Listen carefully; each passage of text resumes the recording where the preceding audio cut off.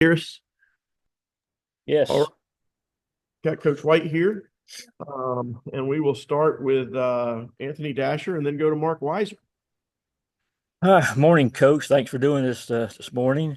I know you talked after the Vanderbilt game about using the SEC tournament just to continue to improve and get better. But I was wondering the fact you guys didn't pick up win number 20. It looks like you're going to be in the NCAA tournament.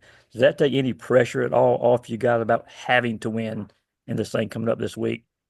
No, not at all. Nothing has changed for us, Dash. Again, every practice, every game, mid majors, non-conference, conference games, it's about being our best and striving for growth.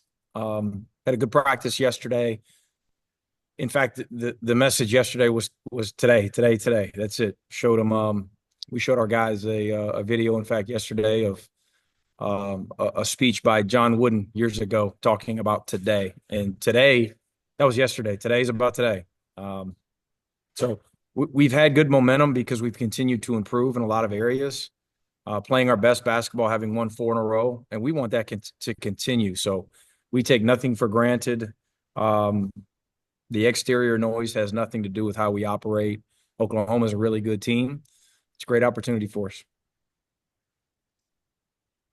Hey, Mike, I'm not sure if you can hear me. I got an internet unstable message here at Butts Mir, but I wanted to ask you. I got you, Mark. Okay. Oklahoma beat Missouri, beat Texas. What are you seeing from them lately that has you, kind of looking closely at the scouting report? And do you think they may be more desperate given their tournament position? They're playing really well. They're playing better than when we played earlier. We are too. They're playing a little bit differently. Fears is in an unbelievable rhythm, and so is Silas. It's funny that coincidentally both point guards are playing, in a different gear than they were a couple months ago. They had to play smaller. They've played small at times in the past, of course, but out of necessity, of course, with missing their big kid here as of late, and they're playing really well. I mean, they space you. They've got versatile guys. They can touch paint at multiple positions, driving it, kicking it. They're a good passing team overall. They can really drive you. They can really score in transition. They're one of the fastest teams in our league, downhill in space. And defensively, they're going to get after you, and they're going to be prepared. They're playing well. They're an NCAA tournament team, in my opinion. Yeah, I just want to ask you quickly about a couple players that aren't playing now, but just how they're coming along on the practice floor, Sabo and Jordan Key. Doing well, really well. They've gotten better throughout the year. They're both good culture guys, good people, love having them around. And the challenge to those guys and a couple other guys that I would put in that category is to just stay ready and continue to improve daily. We'll go to Jordan and then to Maria Martin.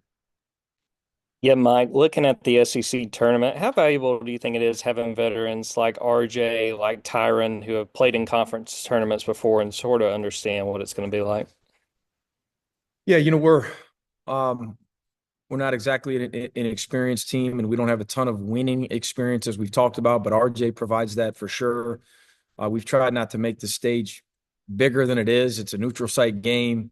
There will be added excitement, of course. We do embrace the fact that it is the tournament. It's the conference tournament of the best conference in the history of college basketball. That said, when it's tipped, it's a neutral site game, against a really good team. And we've been there before. Any added experience, we'll take it. And at the end of the day, we're trying to gain more and more of that experience. And obviously, we hope to gain more winning experience in this program. Hey, Mike, good morning. Can you hear me? Yep. So going back to the John Wooden speech that you guys decided to play yesterday, whose idea was that and how was it received? That was my idea. We do something. We try to be creative every Monday and show our guys something that's coming from a different outlet, a different resource other than our staff. They hear from us a lot, and we just happened to stumble upon that one probably late last week, maybe early weekend, where I thought that might resonate with all of the noise going on. just circling back to the first couple questions, the obvious, what the big picture stuff, the postseason stuff, with all that stuff going on and our young people hearing about it probably nonstop. I wanted to send our guys and just simply talk about today. And that's what's gotten us to this point. That's what's got us to 20 wins with the big wins that we've had. That's what's got us playing well late in the season, is just focusing on what we can control, focusing on today's effort, being focused, in general, where our feet are. And our guys, I'm not even sure that they needed it. We had a good one yesterday. We might have had one anyway, but it was a swing by me regardless.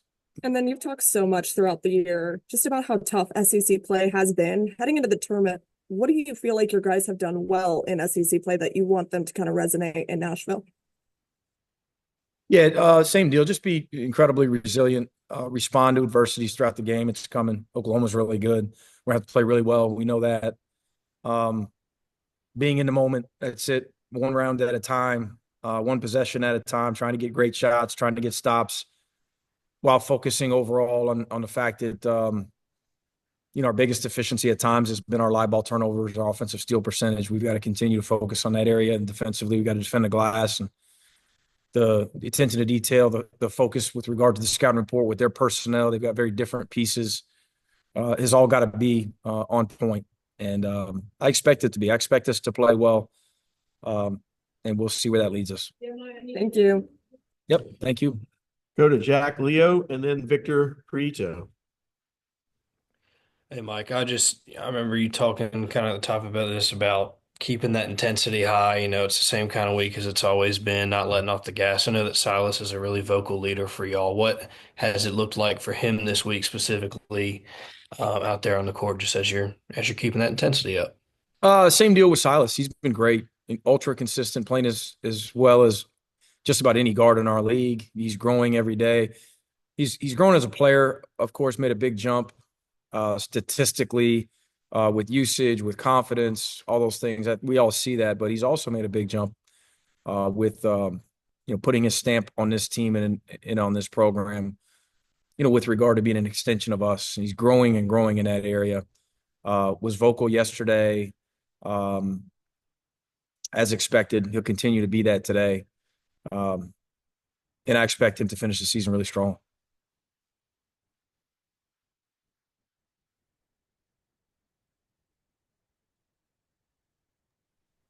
Question from Hey, Victor. Coach, you hear me? Yeah, there you go. There you go. Sorry. Internet's a little spotty. Yeah, it's a big week for you guys in terms of, everything like that and what it means for the tournament. Just overall, what's your goal going into this one, and what do you hope to get out of it? To play really well, to have a great practice today, to play really well tomorrow. Tomorrow night late, against a good Oklahoma team, to get off to a good start. Our biggest focus in the pregame conversation in the locker room will be to play well in that first 4-minute segment. Get to the first media timeout where we feel good about our intensity and our focus. And we'll wrap up with Hank Tatum. Coach, you talked about Jeremiah Fierce earlier. In the first matchup, you were able to conceal him. What allowed you to succeed in that first matchup? And then going into tomorrow night, has the game plan changed at all for him? He's a freshman, like all freshmen in our league, that's had some pedestrian games, and because of his talent, he's also had some big time games, and he's having more of them as of late. He's grown, in his production throughout this season. A lot of freshmen get better throughout the year. Some freshmen hit a wall. He's playing at a really high rate right now, playing with a lot of confidence, making shots, getting downhill, drawing fouls. He's just playing better. He was playing really well then. He's playing at another level now. And so we did a pretty good job. It's going to take a better effort from our entire team in a bunch of different areas, in ball screen coverage and in transition defense and isolation defense. He's a really good player, but they've got other really good players as well. And they've got some actions too, like all of these teams in this league that are tough to defend. All right. Thanks, Mike. Appreciate it.